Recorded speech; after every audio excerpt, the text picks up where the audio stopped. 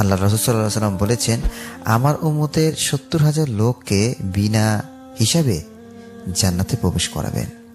এই হাদিসটি কম বেশ আমরা সকল মুসলিমরাই জানি, কিন্তু কখনো কি ভেবে দেখেছেন এই 70,000 ব্যক্তি কারা হবে?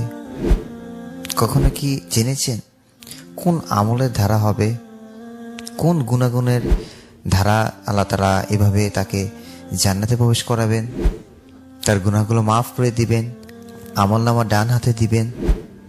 তখন রাসূল সাল্লাল্লাহু আলাইহি ওয়াসাল্লাম বলেছেন, ওরা হলো সেই সকল লোক যারা ঝাড়ফুঁক করে না, ঝাড়ফুঁক করায় না, কোনো অশুভ লক্ষণ তাকে ক্ষতি করবে এরকম তাদের বিশ্বাস নেই, কারণ সে আল্লাহ তাআলার ওপর বিশ্বাস রাখে, আস্থা রাখে যে আল্লাহ তাআলাই সবকিছু জানেন, তিনি সবকিছু করতে পারেন।